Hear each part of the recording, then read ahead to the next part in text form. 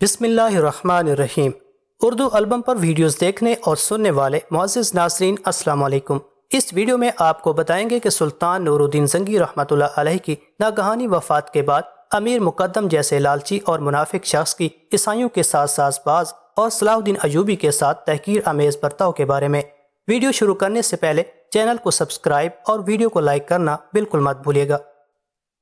سلطان نور الدین زنگی رحمۃ اللہ علیہ کی وفات کے فوراً بعد تمام عیسائی ایک بار پھر بڑی مارکہ آرائی کے لیے جمع ہو رہے تھے کہ اسی دوران صلیبیوں نے شام کے سرحدی علاقے بانیاس پر حملہ کر دیا۔ اس سے پہلے کہ صلاح الدین ایوبی رحمۃ اللہ علیہ مسلمانوں کی مدد کو پہنچتے، شام کے کچھ غدار عمراء نے عیسائیوں سے صلح کر دی اور صلاح الدین ایوبی رحمۃ اللہ علیہ کے خلاف اتحاد قائم کر لیا۔ اس سارے فساد کی جڑ شام کے کچھ عیش پرست اور خود غرض عمراء تھے جن کی قیادت امیر شمس الدین ابن مقدم کر رہا تھا، جو اس وقت شامی افواج کا سالار بھی تھا۔ ابن مقدم کو حسام الدین حسین کی معاونت حاصل تھی، جو شام کا ایک طاقتور امیر تھا۔ شمس الدین ابن مقدم اور حسام الدین حسین کے درمیان ایک انتہائی اور شفاقانہ معاہدہ طے پایا تھا۔ پہلے صلاح الدین ایوبی رحمۃ اللہ علیہ سے نجات حاصل کرنا، پھر سلطان نور الدین زنگی رحمۃ اللہ علیہ مرحوم کی بیوہ رضی خاتون، بیٹی شمس النساء اور 11 سالہ بیٹے صالح اسماعیل کو قتل کر کے شام اور دمشق پر قبضہ کر لینا۔ واضح رہے کہ دونوں عمراء شمس الدین ابن مقدم اور حسام الدین نہایت اوباش اور بدکار انسان تھے۔ انہیں سلطان نور الدین زنگی رحمۃ اللہ علیہ مرحوم سے شدید نفرت تھی، کیونکہ سلطان عادل نے اپنی تمام ریاستوں میں سخت احتسابی نظام جاری کیا تھا، جس کے سبب کوئی امیر شراب اور رقص کے قریب نہیں جا سکتا تھا، نہ رشوت لے سکتا تھا اور نہ بیت المال میں لین دین کر کے اپنے ذاتی سرمایہ میں اضافہ کر سکتا تھا۔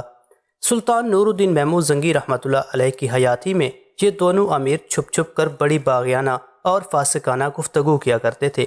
یہ کوئی زندگی ہے کہ ہم مخلوق خدا کی خدمت کرتے کرتے مر جائیں اور عیش و آرام کی ایک سانس بھی نہ لے سکیں؟ ہمیں نہیں چاہیے یہ خیالی جنت اور تصوراتی حوریں، ہمیں اسی زمانے پر چیختی جاگتی فردوس اور گوشت و پوست کی زندہ حوریں درکار ہیں۔ ہم آخرت کے اعتبار پر اپنی چند روزہ زندگی برباد نہیں کر سکتے۔ جب سلطان عادل کا انتقال ہوا تو دمشق اور شام آنسو کے سیلاب میں ڈوب گئے تھے، مگر یہ دونوں امیر اور ان کے ہم خیال لوگ جشن منا رہے تھے۔ شراب بہہ رہی تھی اور سیمتن رقاصائیں ناچ رہی تھیں۔ اب انہیں کوئی فکر نہیں تھی، کیونکہ ان کے جرائم پر تازیانے برسانے والا خالق حقیقی سے جا ملا تھا۔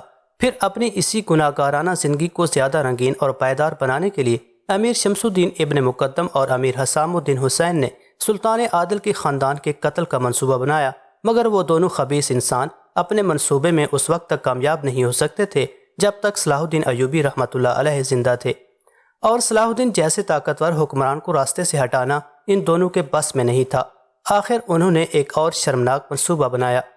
سلطان عادل کے رخصت ہوتے ہی شکست خوردہ صلیبیوں نے شام کے ایک قریبی علاقے بانیاس پر حملہ کر دیا۔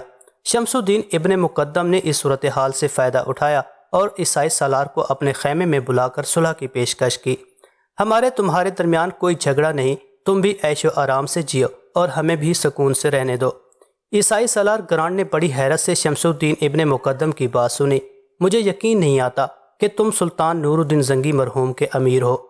گرانٹ کے لہجے میں حیرت کے ساتھ ہلکا سا طنز بھی شامل تھا۔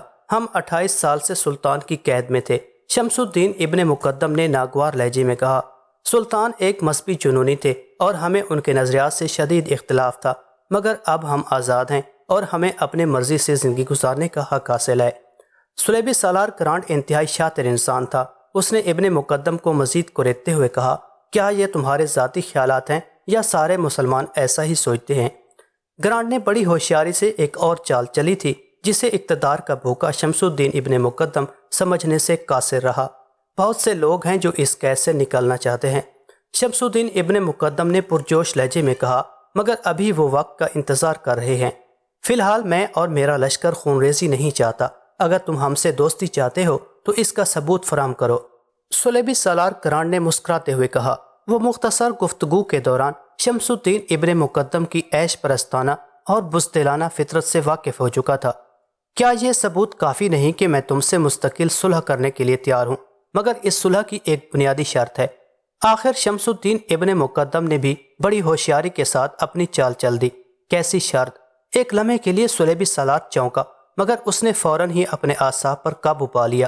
سلطان مرحوم کے سارے غلام اپنے پیروں کی زنجیروں اور گردنوں کی توق کاٹ دینا چاہتے ہیں، مگر ایک شخص ایسا ہے جو آخری سانس تک سلطان ہی کا غلام رہنا چاہتا ہے۔ شمس الدین ابن مقدم نے ایک ایک لفظ پر زور دیتے ہوئے کہا، اور وہ ہے صلاح الدین ایوبی۔ صلاح الدین ایوبی رحمۃ اللہ علیہ کا نام سنتے ہی سلیبی سالار کرانٹ کے چہرے پر شدید نفرت کا رنگ ابھر آیا۔ صلاح الدین ایوبی کو ہماری یہ صلح بہت گراں گزرے گی۔ شمس الدین ابن مقدم نے اپنی بات کی مزید وضاحت کرتے ہوئے کہا، وہی ایک زہر آلود خنجر ہے جو خواب میں بھی مجھے اپنی شہرک کے قریب لہراتا نظر آتا ہے۔ ابن مقدم کی بات سن کر سالار کرانٹ کچھ دیر گہری سوچ میں ڈوبا رہا، پھر اس کے ہونٹوں پر ایک انتہائی معنی خیز اور عیار مسکراہٹ ابھر آئی۔ ہم بہت جلد تمہیں اس خوف سے نجات دلا دیں گے، بلکہ اس خنجر ہی کو توڑ دیں گے، اگر صلاح الدین ایوبی رحمۃ اللہ علیہ نے مجھ پر حملہ کر دیا۔ شمس الدین ابن مقدم نے پریشان لہجے میں کہا، اگر صلاح الدین نے ایسا کیا تو ساری دنیا کی عیسائی فوجیں تمہاری پشت پر ہوں گی۔ سلیبی سالار کرانٹ نے پرجوش لہجے میں ابن مقدم کو یقین دلایا۔ پھر دونوں کے درمیان تحریری طور پر صلح کا معاہدہ طے پا گیا، جس میں واضح طور پر درج تھا کہ عیسائی اور مسلمان ایک دوسرے پر دست اندازی نہیں کریں گے اور سرحدوں پر امن و سکون قائم رکھیں گے۔ سلیبی سالار کرانٹ اور شمس الدین ابن مقدم کے درمیان دوسرا معاہدہ زبانی طے پایا تھا، جس کے مطابق عیسائی دنیا مل کر شمس الدین ابن مقدم کو شام اور دمشق میں برسر اقتدار لانے کی کوشش کرے گی، اور جواب میں ابن مقدم اسلامی دنیا میں سلیبیوں کے جاسوس کے فرائض انجام دے گا۔ معاہدے کے بعد سالار کرانٹ نے اس دوستی یا اتحاد کو مضبوط کرنے کے لیے شمس الدین ابن مقدم سے بانیاس کا کچھ علاقہ طلب کیا۔ ابن مقدم شام و دمشق پر حکمرانی کے خواب دیکھا رہا تھا۔ اس نے بلا تاخیر کرانٹ کا مطالبہ تسلیم کر لیا اور بانیاس کے آدھے سے زیادہ علاقے پر سلیبیوں کا قبضہ ہو گیا۔ اس کے بعد سالار کرانٹ نے آخری چال چلی، جو بظاہر سیدھی سادی تھی مگر حقیقتاً ٹیڑھی تھی، جسے ابن مقدم سمجھ ہی نہ سکا۔ سلطان نور الدین زنگی رحمۃ اللہ علیہ کی وفات سے چند ماہ پہلے عیسائیوں نے ایک بار پھر شورش برپا کی تھی اور ایک رومی شہزادے کی قیادت میں ہیران کے نواحی علاقے پر حملہ کر دیا تھا۔ یہ صلیبی فوج منتخب شہ سواروں پر مشتمل تھی۔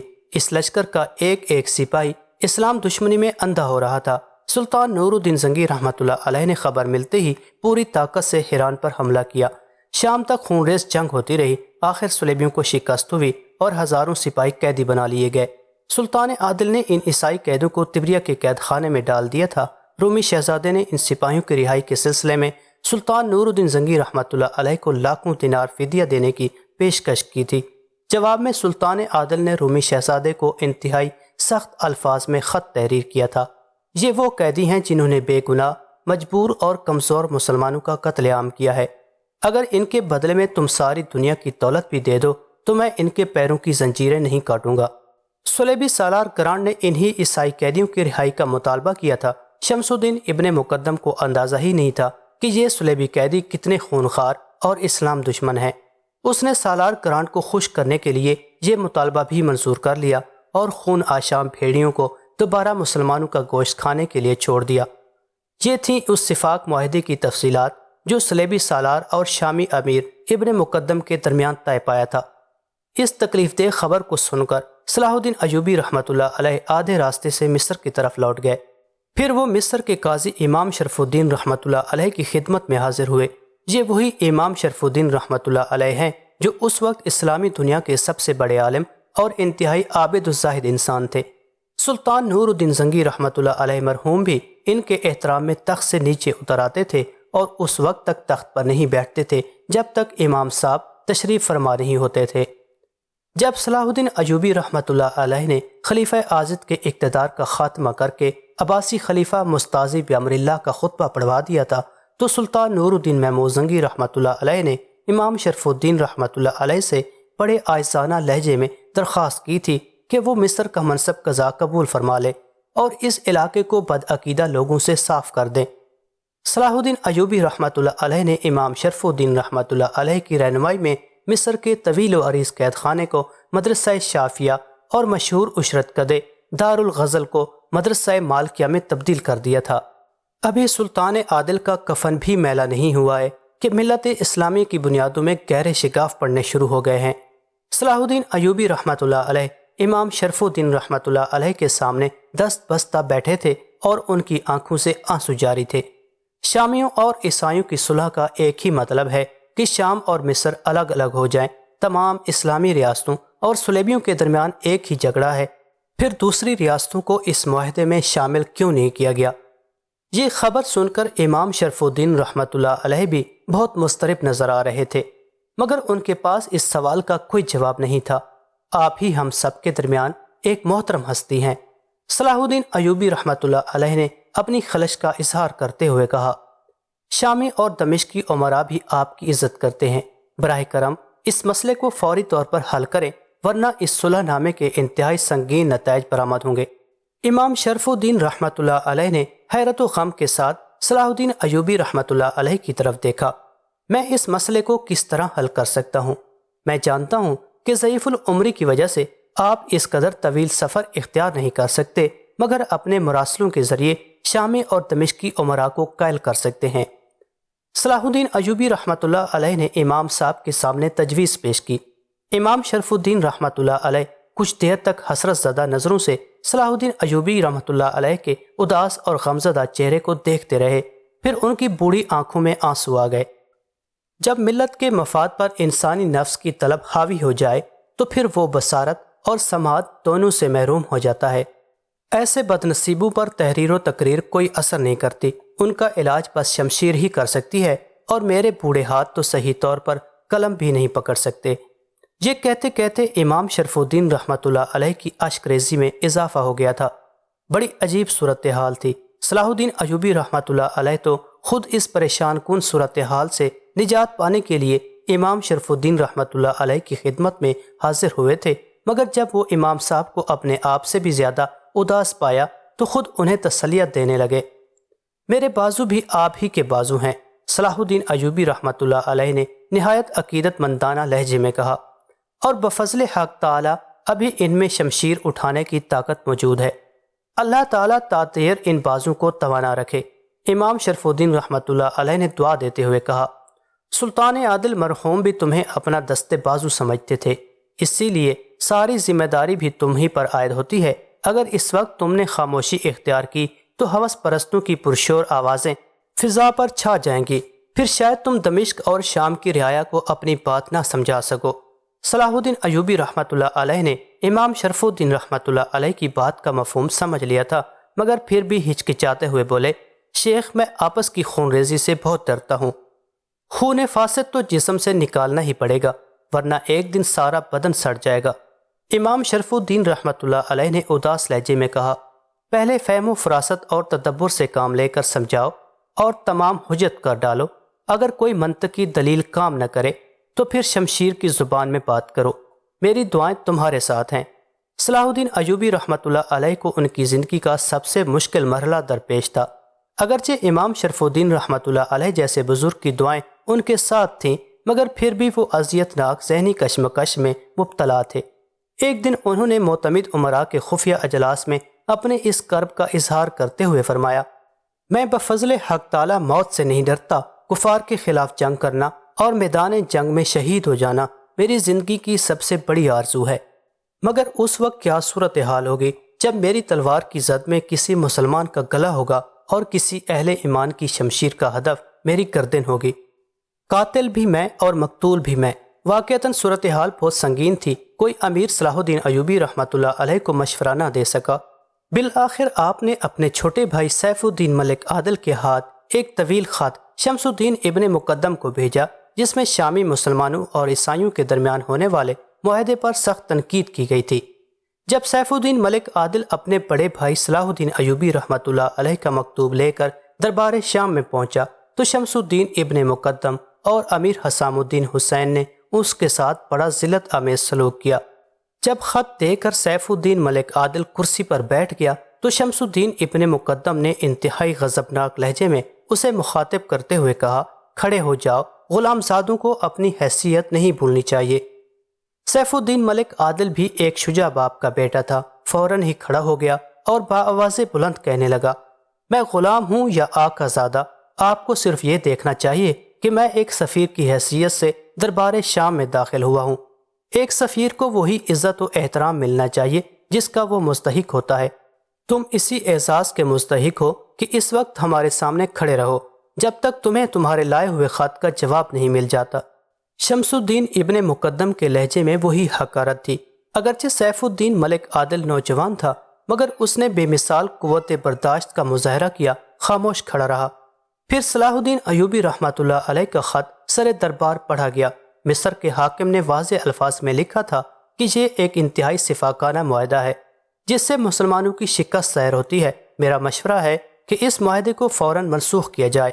شمس الدین ابن مقدم نے صلاح الدین ایوبی رحمۃ اللہ علیہ کا خط ہاتھ میں لے لیا، پھر اسے بغور دیکھتا رہا۔ دربار پر گہرا سکوت طاری تھا۔ سیف الدین ملک عادل خاموشی سے صورتحال کا مشاہدہ کر رہا تھا۔ اچانک شمس الدین ابن مقدم ملک عادل سے مخاطب ہوا، تمہارے خیال میں صلاح الدین مجھ سے کسی جواب کی توقع رکھتا ہے؟ ابن مقدم کا لہجہ تحقیر آمیز تھا۔ میں کسی کے دل کا حال کیسے جان سکتا ہوں؟ ملک عادل نے باوقار لہجے میں جواب دیا، جس طرح کچھ دیر پہلے آپ نے سفارتی آداب کی دھجیاں اڑائی ہیں، اس منظر کو دیکھتے ہوئے مجھے کسی بہتر جواب کی توقع نہیں۔ جواب ہمیشہ برابر والے کی بات کا دیا جاتا ہے۔ شمس الدین ابن مقدم کا غرور و تکبر اپنے عروج کو پہنچ چکا تھا۔ یہ کہہ کر شمس الدین ابن مقدم نے صلاح الدین ایوبی کے خط کے کئی ٹکڑے کر دیے اور انہیں ہوا میں اڑا دیا۔ اس ہذیان کا یہی جواب ہے۔ ابن مقدم کی اس حرکت کے جواب میں بیک وقت کئی امراء کے کہہ کے گونجے۔ ان میں سب سے زیادہ بلند کہہ کا امیر حسام الدین حسین کا تھا، جو اس سازش میں ابن مقدم کا معاون خاص تھا۔ باقی درباری نہ صرف خاموش تھے بلکہ ان کے چہروں سے شدید ناگواری کا رنگ نمایاں تھا۔ ان لوگوں نے اپنی آنکھوں سے ایسے کئی مناظر دیکھے تھے جب سلطان نور الدین محمود رحمۃ اللہ علیہ سلطان صلاح الدین ایوبی رحمۃ اللہ علیہ کو دیکھ کر فرط محبت میں کھڑے ہو جاتے تھے۔ آج اس شخص کے خط کے ٹکڑے دربار کے فرش پر بکھرے ہوئے تھے۔ اس ذلت آمیز سلوک کا احساس کر کے ملک عادل کا دل کچھ دیر کے لیے دھواں سا ہو گیا تھا، مگر جلد ہی اس نے اپنے اعصاب پر قابو پا لیا۔ پھر اسی باوقار لہجے میں شمس الدین ابن مقدم سے مخاطب ہوا، اگر آپ اجازت دیں تو میں اس خط کے ٹکڑے اپنے ساتھ لے جاؤں۔ ہماری خواہش تو یہی تھی کہ صلاح الدین خود ہمارے دربار میں حاضر ہوتا اور درخواست پیش کرتا، پھر ہم اس کی آنکھوں کے سامنے یہی عمل دہراتے۔ شمس الدین ابن مقدم کی رعونت کی کوئی انتہا نہیں رہی تھی، پھر بھی ہمارے سکون کے لیے یہ کافی ہوگا کہ وہ اپنی نظروں سے اپنی تحریر کا انجام دیکھ لے۔ سیف الدین ملک عادل آہستہ آہستہ آگے بڑھا اور اس نے صلاح الدین ایوبی رحمۃ اللہ علیہ کے خط کے تمام ٹکڑوں کو جمع کیا، پھر انہیں شدت جذبات کے ساتھ بوسہ دیا۔ خط کے اس احترام کی وجہ یہ تھی کہ صلاح الدین ایوبی رحمۃ اللہ علیہ کے مکتوب کی ابتدا اللہ کے پاک نام سے ہوتی تھی۔ پھر جب ملک عادل واپس جانے لگا تو شمس الدین ابن مقدم نے پکار کر کہا، صلاح الدین سے کہہ دینا کہ وہ فطری طور پر احسان فراموش اور لالچی ہے، اسے ملت اسلامیہ کے اتحاد سے کوئی دلچسپی نہیں، وہ اس بہانے اپنے آقا کی سلطنت پر قبضہ کرنا چاہتا ہے، مگر ہم جیسے وفاداران مملکت کے جیتے جی اس کا یہ خواب پورا نہیں ہوگا۔ سیف الدین ملک عادل نے ابن مقدم کی بات ضبط و تحمل کے ساتھ سنی اور دربار سے نکل کر چلا گیا۔